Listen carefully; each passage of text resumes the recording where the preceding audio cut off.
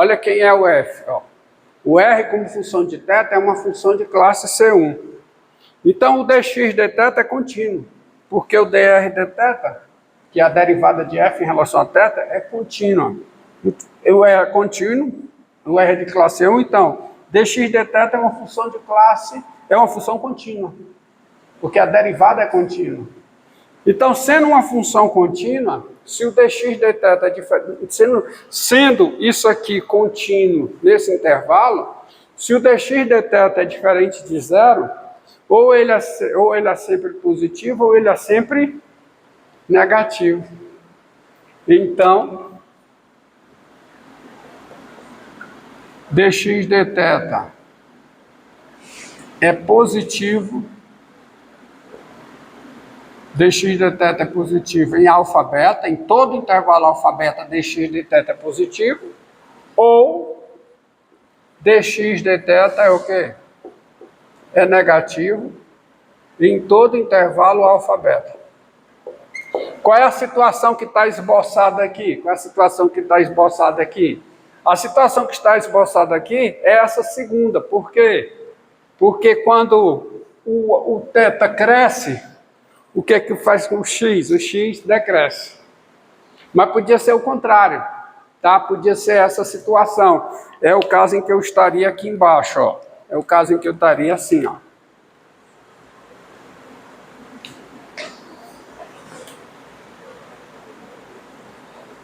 Digamos que aqui tivesse o alfa. E aqui o beta. E a curva indo daqui para cá.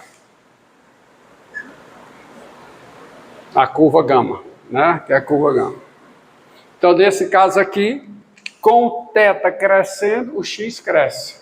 Então, derivada tinha que ser positiva. Então, dx dθ, desculpa.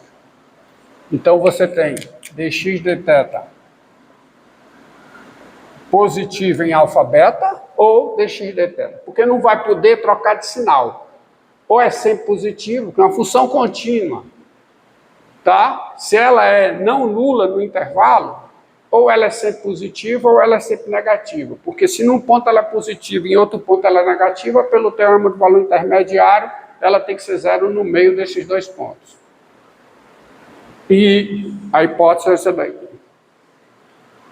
Então, você tem a derivada sempre positiva ou a derivada sempre negativa.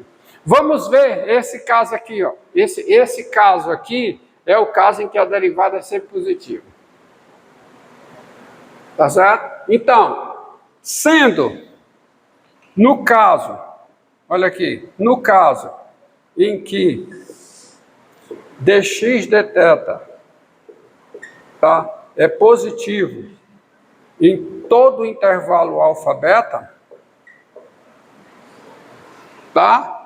Pelo teorema do valor intermediário, teorema do valor intermediário não, pelo teorema, tá? Pelo teorema da função inversa, eu posso escrever o θ como função de x, tá? Tá certo? Nesse caso aqui, tá certo? Com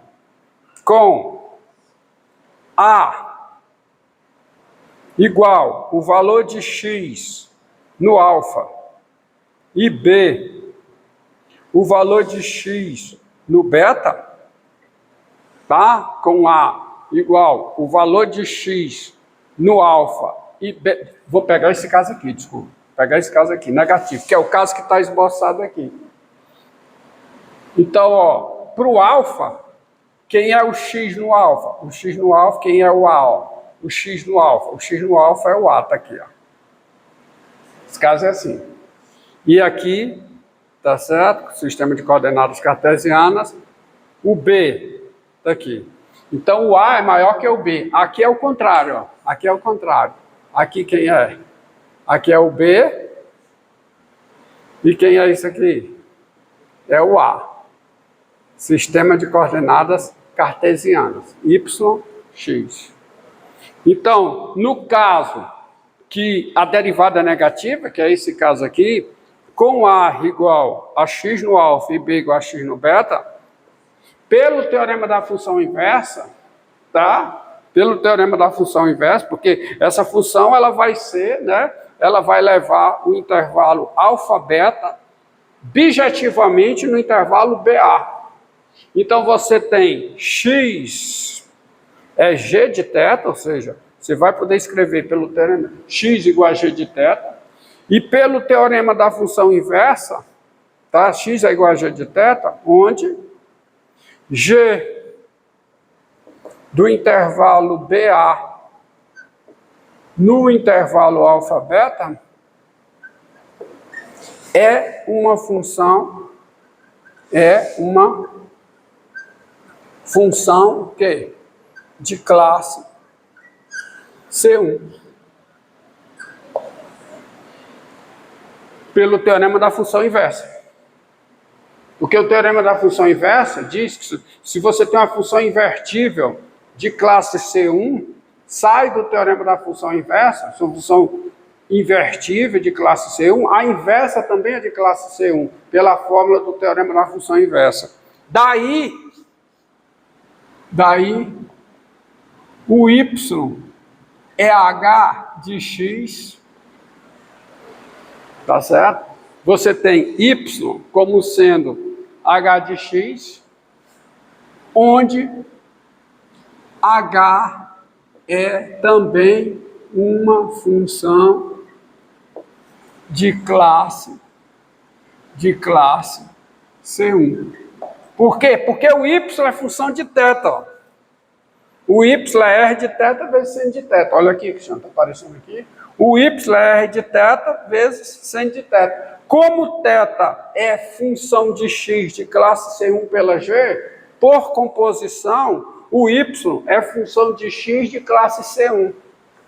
Ou seja, o gráfico nesse caso, tá? O gráfico nesse caso a curva nesse caso é o gráfico da função h, dessa função h que é de classe C1.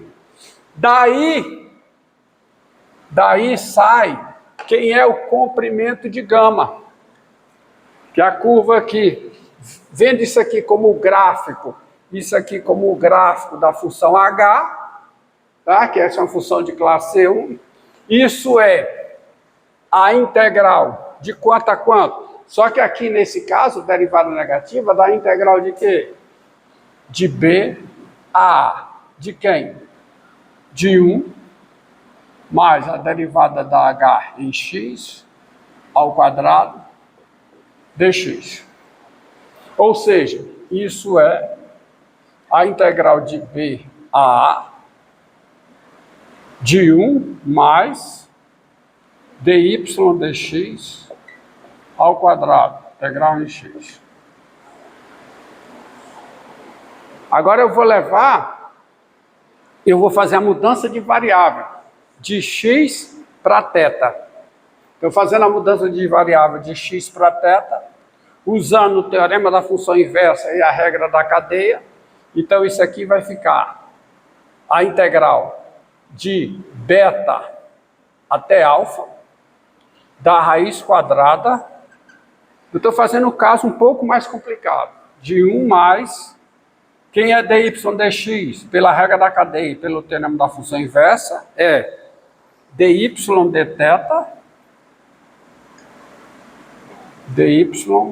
dθ ao quadrado sobre o quê? Dx dθ. Quer dizer, isso aí tá assim, é o dy dθ sobre o quê? Dx dθ, tudo isso ao quadrado, vezes o dx, mas o dx é o dx dθ, estou levando para θ. Então isso aqui fica o quê? Fica a integral de beta até alfa, tá? De beta até alfa, da raiz quadrada de quê? Isso aqui, usando a fórmula aqui dentro, isso aqui é o quadrado do dy dθ sobre o quadrado do dx dθ. Somando com 1, então dá o quê? Dá o dx de θ ao quadrado, vezes o quê? Vezes não. Mais o dy de θ ao quadrado e o denominador dx de θ. O denominador sai de fora da integral como módulo do dx de θ. Só que eu estou no caso em que o dx de θ é negativo. Então, quem é o módulo do dx de θ? É menos o dx de θ. Então, esse menos vem aqui para fora. Vezes o quê? Dx de θ. Dθ. Aí, esse aqui cancela com esse. Então, fica menos a integral de beta alfa, mais menos a integral definida de beta alfa. É a integral de alfa beta, da raiz quadrada de... Quem é a soma desses dois quadrados? Olha aqui, ó, a soma desses dois quadrados.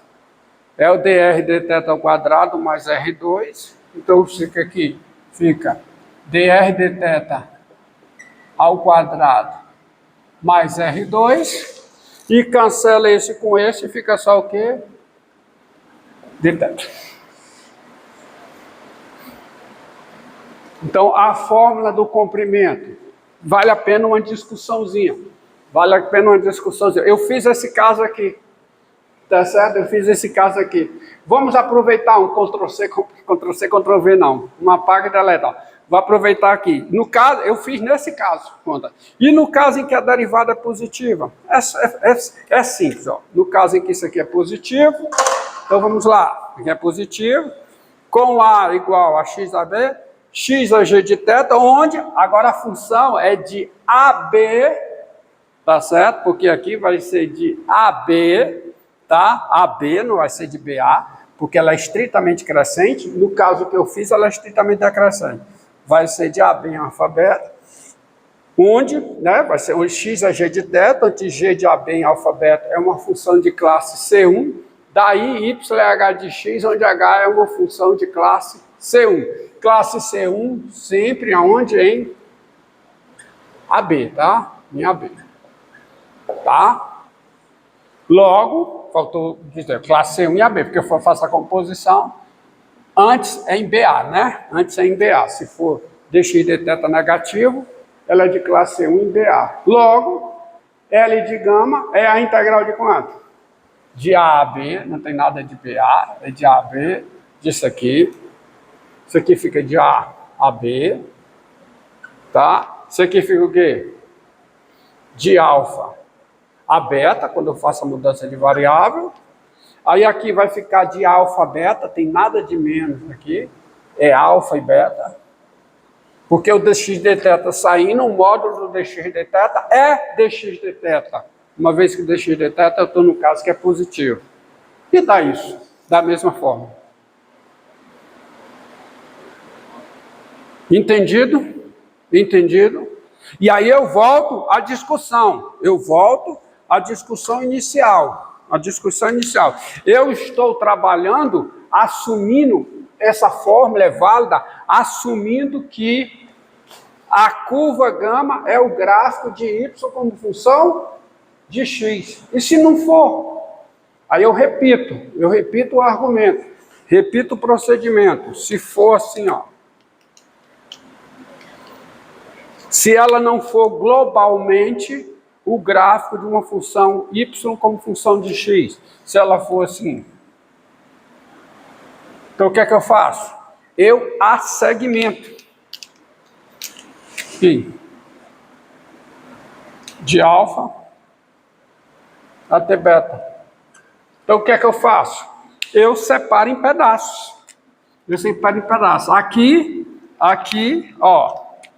Eu vou ter, nesse pedaço daqui para cá, eu vou ter o x como função de y. Mas o argumento é o mesmo, é só trocar x por y. Vai chegar na mesma fórmula. A integral desse ponto a esse, disso aqui. Aí eu pego esse pedaço aqui. Nesse pedaço daqui para cá, esse pedaço daqui para cá é o gráfico de uma função y como função de x, que é a conta que eu fiz. E esse pedaço aqui, daqui para cá, é o gráfico de... Aí volta a ser o gráfico de x como função de y. E as contas funcionam da mesma jeito. Aí, aqui vai ser a integral desse alfa até o alfa 1 dessa expressão. O comprimento aqui vai ser a integral do alfa 1 até o alfa 2 dessa expressão.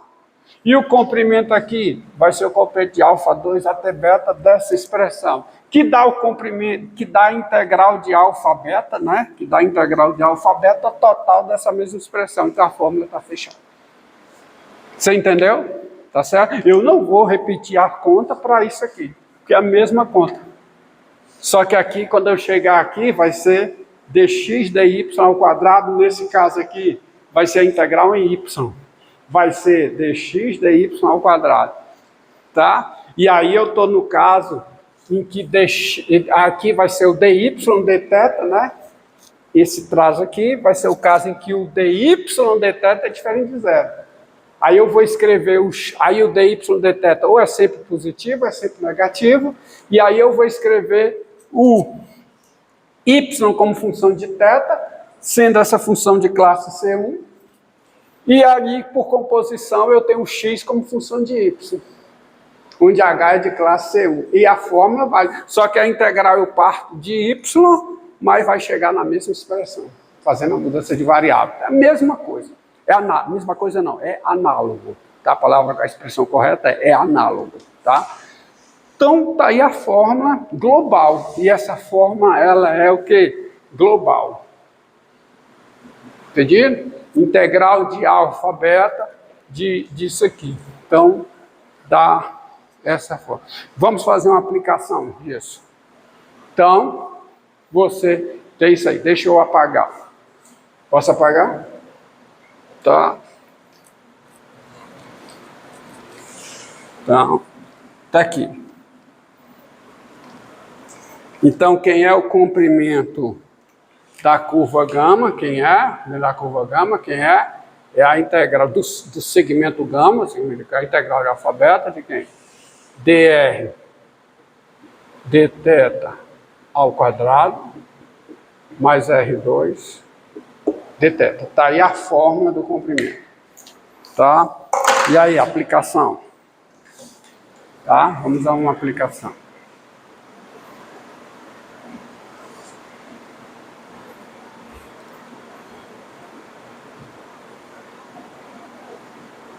Tá? Ó, qual o comprimento da espiral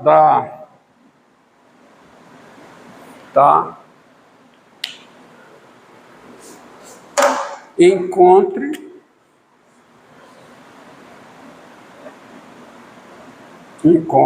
o comprimento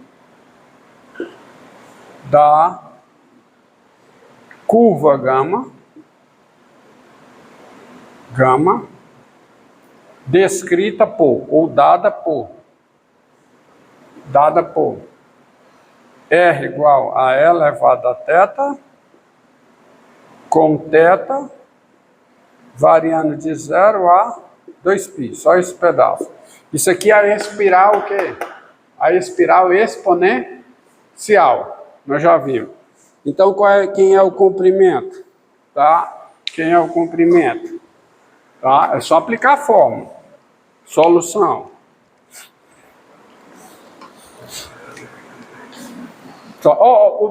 Engraçado que essa restrição aqui, ó, isso aqui quase sempre acontece. Por quê? Exatamente por causa dessa igualdade aqui. Ó. O quadrado de dx dθ mais o quadrado de dy dθ é dr dθ, o quadrado de dr dθ mais R2. Ou seja, se eu não estou no polo, um dos dois é diferente de zero. Se a curva está num ponto fora do polo, ou o dx dθ é diferente de zero, ou o dy dθ é diferente de zero, porque esse quadrado aqui é a soma. Então, se eu sou fora do polo, isso aqui já é diferente de zero, pois o R não é zero. Eu só vou ter os dois iguais a zero quando eu estiver no polo e, além disso, o dr dθ for zero. Aí é muito azar, né?